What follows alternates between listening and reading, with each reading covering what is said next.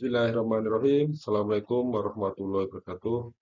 Apa kabar teman-teman semuanya? Semoga selalu sehat dan tetap semangat untuk menyelesaikan perkuliahan ekonomi digital.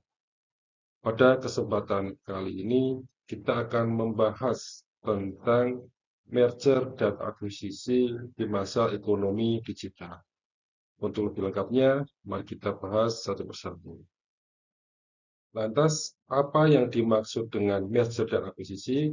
Nah, di sini kedua perusahaan itu bergabung ya, dengan tujuan untuk kepentingan bisnis yang sama atau memiliki maksud mengembangkan bisnis yang sedang dijalani.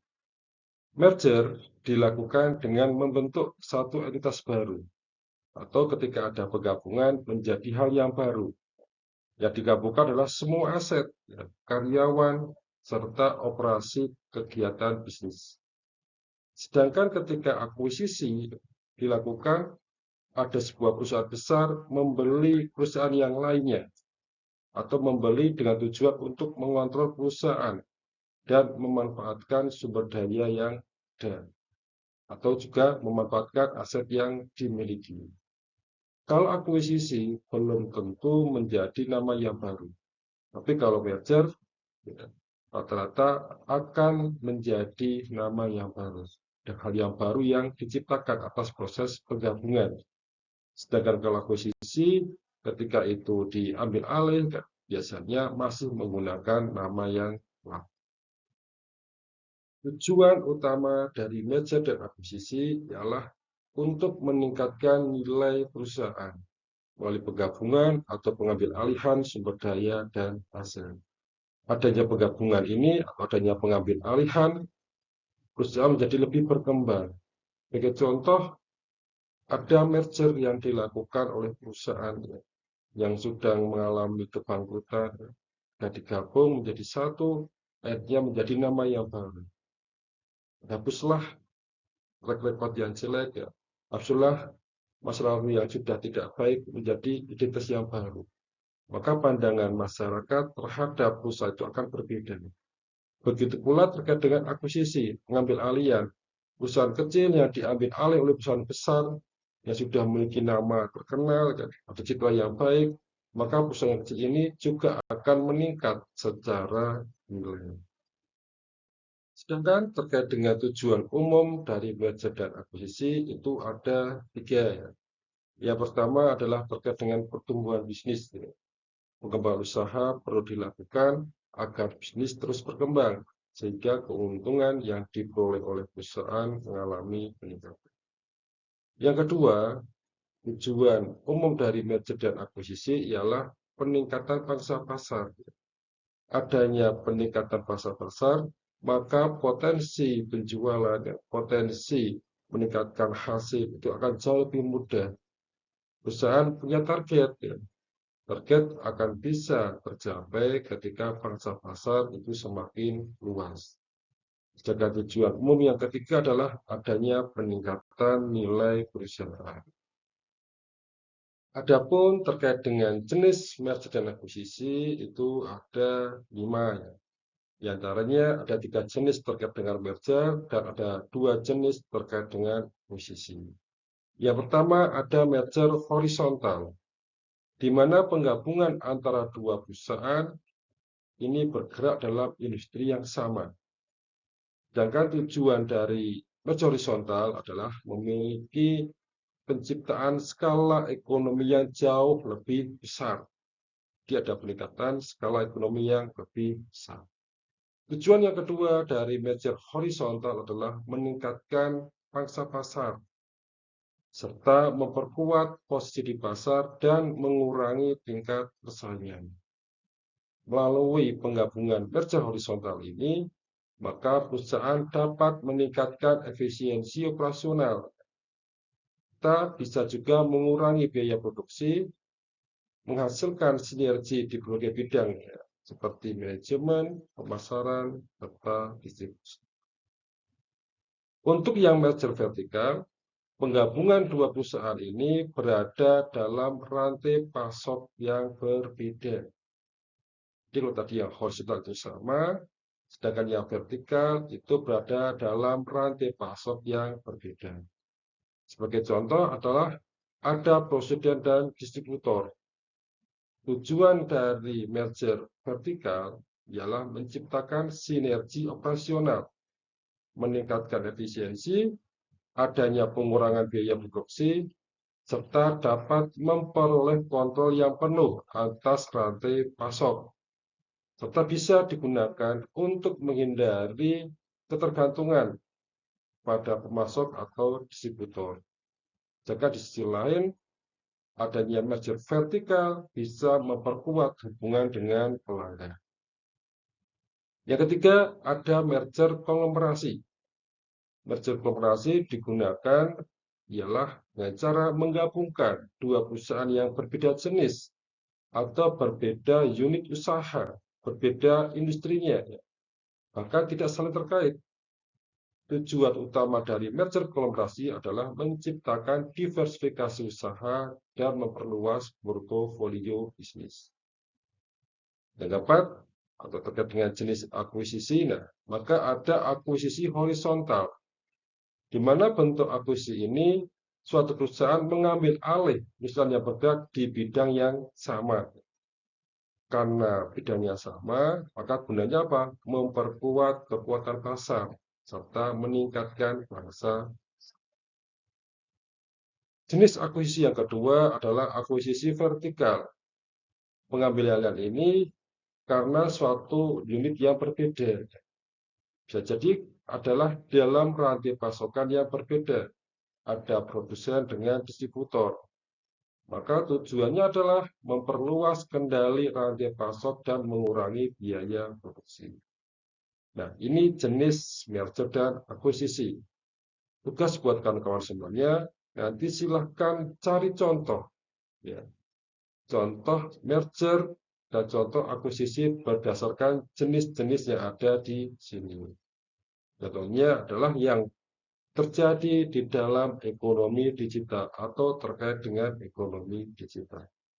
Untuk tugasnya bisa nanti dikirim email. Emailnya bisa sertakan di akhir video. Sebagai contoh merger yang terjadi di Indonesia, ada perusahaan yang bergerak di bidang belanja online atau e-commerce, yaitu Tokopedia. Dan ada juga perusahaan yang bergerak di bidang layanan aplikasi transportasi, yaitu Gojek. Tokopedia dengan Gojek itu secara resmi bergabung atau merger pada tanggal 17 Mei tahun 2021. Merger antara Gojek dan Tokopedia menghasilkan perusahaan dengan nama yang baru, yaitu GoTo. Di awal saya menyampaikan, kalau merger itu akan menciptakan hal yang baru atau menciptakan nama yang baru. Kalau akuisisi belum tentu menciptakan nama yang baru. Merger antara Gojek dengan Tokopedia ketika menjadi sebuah nama baru GoTo, ini memiliki valuasi mencapai 17 miliar US dollar dan menjadi startup dengan valuasi terbesar ke-12 di dunia ini.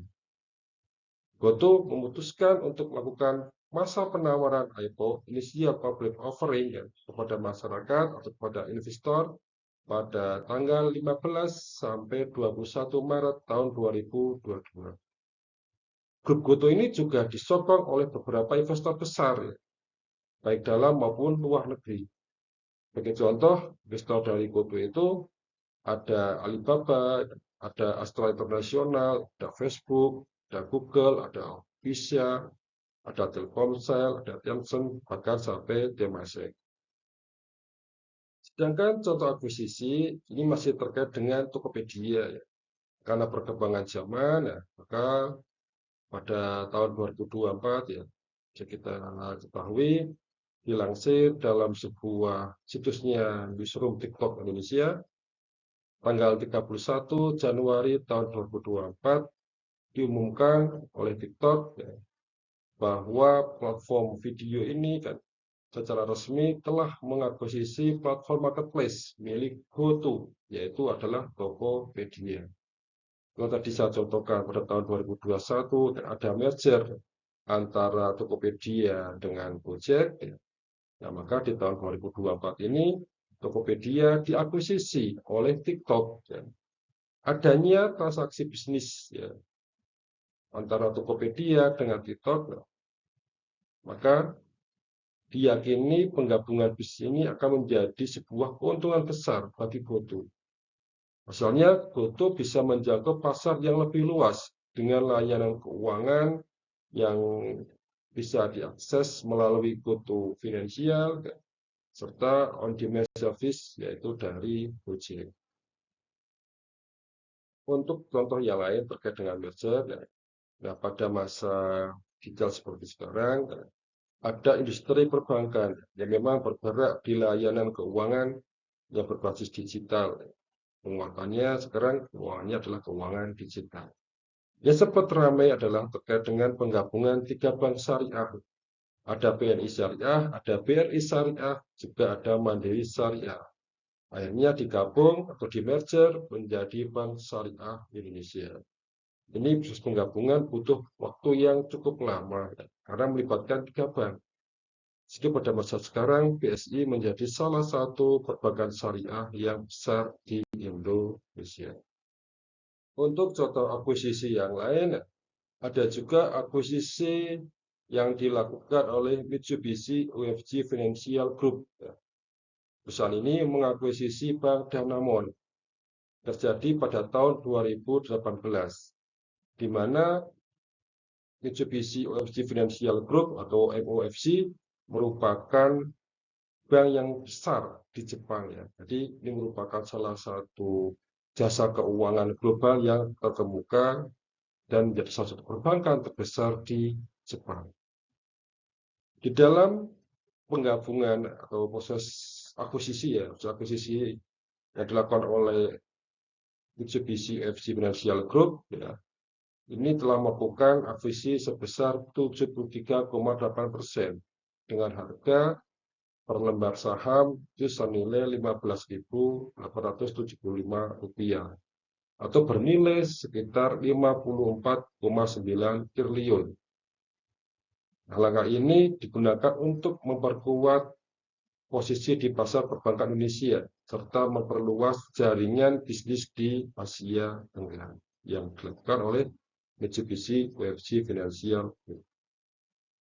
Perkembangan zaman yang terjadi pada tahun 2023, Mitsubishi UFJ Financial Group dan PT Adira Dinamika Multifinance juga melakukan akuisisi terhadap Mandala Multifinance berkait dengan jasa keuangan leasing ya, biasanya kita kenal ada Adira, ada Mandala. Ternyata pada tahun 2023 Mitsubishi UFJ Financial Group dan PT Adira itu melakukan akuisisi kepada Mandala Multifinance. Untuk nilainya secara resmi dilaporkan dalam sumber CNBC Indonesia, nilai yang transaksi terjadi itu sekitar 7,04 triliun rupiah. Adapun Adira Multifinance ini saat ini memegang saham atau sahamnya sebesar 92,7% dimiliki oleh Bank Danamon. Sedangkan Bank Danamon itu dimiliki oleh Mitsubishi Multifinance Group ya, dengan kepemilikan saham sebesar 92,47%. Alhamdulillah kita telah mempelajari merger dan akuisisi pada masa ekonomi digital. Mudah-mudahan yang kita pelajari pada kesempatan kali ini bisa bermanfaat untuk masa depan yang lebih baik, serta dicatat sebagai amal kebaikan bagi kita semua. Terima kasih. Assalamualaikum warahmatullahi wabarakatuh.